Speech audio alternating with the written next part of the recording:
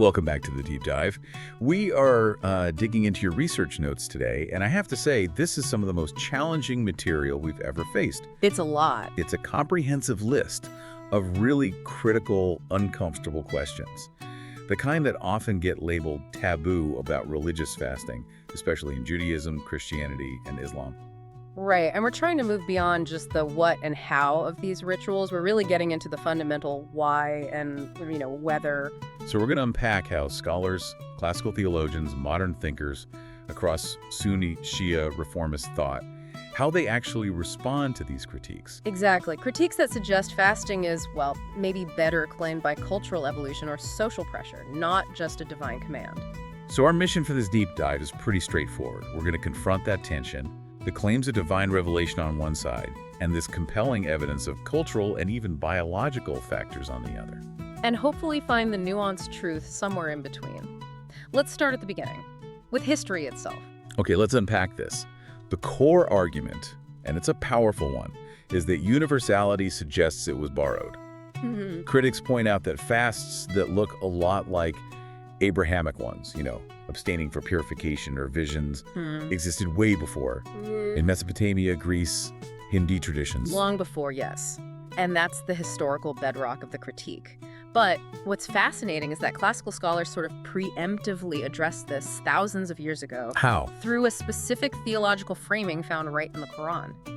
The verse prescribing the fast says, "Fasting is prescribed for you as it was prescribed for those before you." Oh, well, that one line changes the whole perspective. It completely reframes it. Yeah. Scholars argue this means it's not derivation from paganism, but continuity, a universal divine pattern. They call it fitra. Fitra, an innate disposition towards truth. Exactly. So fasting isn't something borrowed from a distorted practice.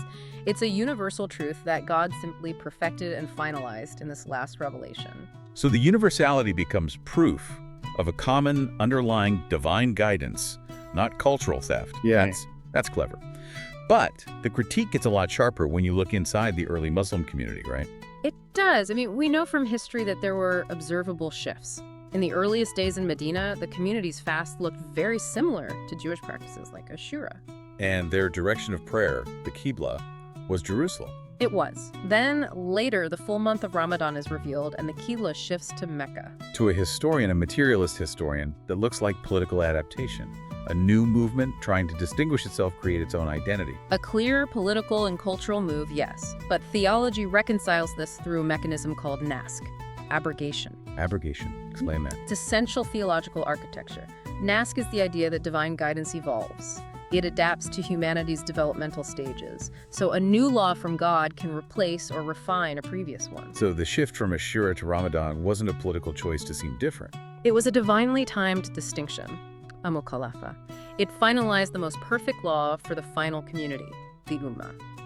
The old practice was simply abrogated by the new, more specific command. But hold on, isn't that just a convenient theological fix? If we see the cultural changes happening first, and then the divine law seems to follow and formalize it, doesn't that just reinforce the idea that culture is the driver here? And that is the absolute core of the tension we're diving into. The defense rests on the source of the command being revelation, something outside human maneuvering.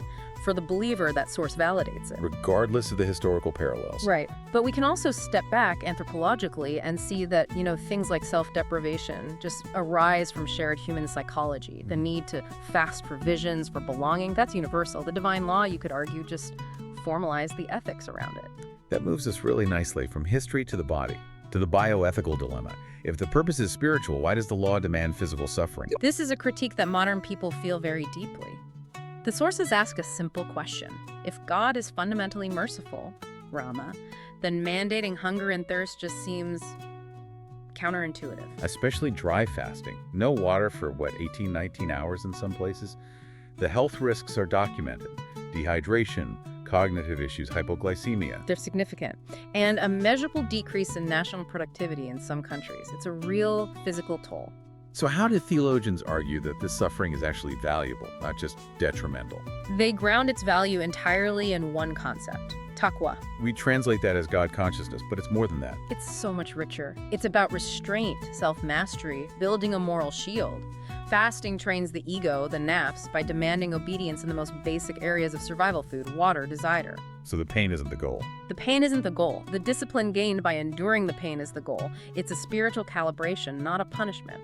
But history gives us even more extreme examples. You have biblical prophets, Moses, Elijah, Jesus fasting for 40 days.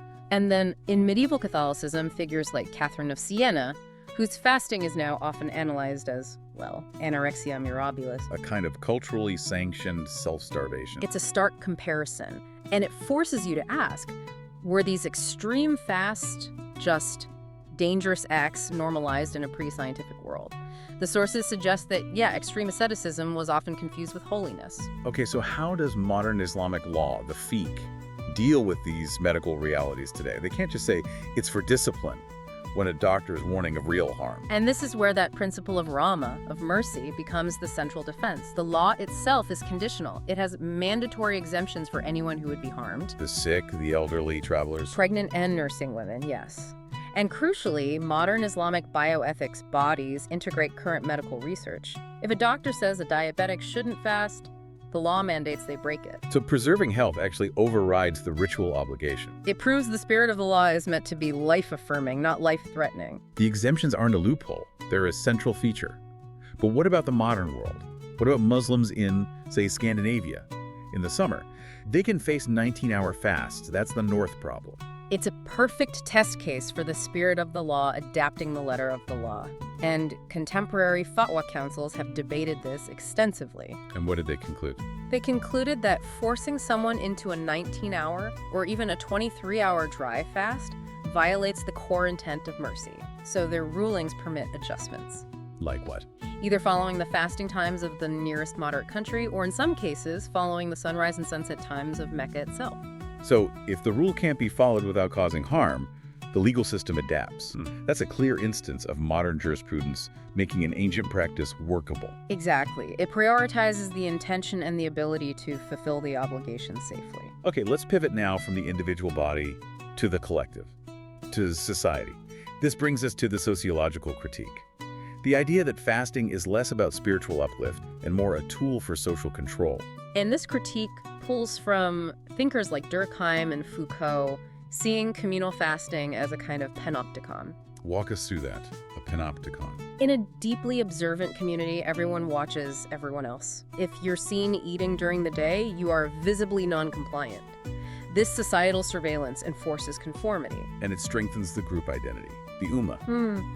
Critics say shifting from a voluntary private fast to a mandatory public one was a huge benefit for authorities. It boosts social discipline. Absolutely. The act of public abstinence becomes more about social cohesion than just private devotion.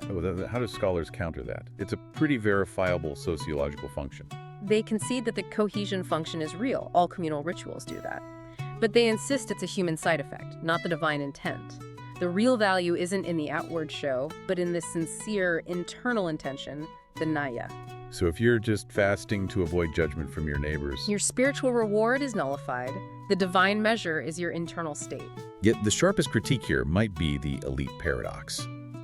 If fasting teaches empathy for the poor, why do the wealthy use it as a badge of piety while maintaining their privilege? And why do we see these incredibly lavish, wasteful iftar feasts every night? It highlights the very inequality the fast is supposed to make you feel. That paradox is brutal. The sources call it the glorified binge cycle. They're very harsh about it. This cycle of daytime deprivation followed by nighttime excess. It corrupts the whole spirit of the fast. It achieves neither health nor spiritual empathy. The irony is just. It's inescapable. So if the fast itself isn't reducing inequality through empathy, how does the tradition legally connect the ritual to social justice? The link is direct and it is legally required. That's the key defense. It's mandated through something called zakat al-fitr. A charity payment. A required charity payment that every capable Muslim has to make at the end of Ramadan. It's designed specifically to ensure the poor can also celebrate the feast. So scholars argue that the failure to reduce inequality isn't a flaw in the law itself. It's a moral failure of the practitioners. They're observing the ritual, but ignoring the ethical and financial obligations that come with it. The tool is there, but people are failing to use it. The crucial distinction. The law provides the tool, but human culture subverts the outcome. We've covered some incredibly sensitive ground today. We have. And we've seen this constant struggle between two ideas. On one side, theological revelation, the claim that God commanded this for spiritual refinement. And on the other, historical materialism, pointing to cultural adaptation, social pressures, biological limits as the real drivers. Right. And what's so interesting is how the context, the culture, the seasons, group identity is often used by scholars as the very vehicle through which the divine truth is delivered. They argue the context doesn't negate the content. Exactly. So for that final provocative thought for you to explore on your own, we've talked about the sheer universality of fasting. It appears in virtually every culture, long before monotheism, for survival, for vision quests, for social cohesion. This ubiquity forces a fundamental question. Does this shared human impulse to transcend the body through self-denial point more strongly to our shared human psychology, that we're all just wired this way? Or does this very universality point to an underlying consistent divine guidance that fits or planted in all people, only to be refined and perfected later by specific revelations? That tension between human nature and divine design is perhaps the deepest dive of all.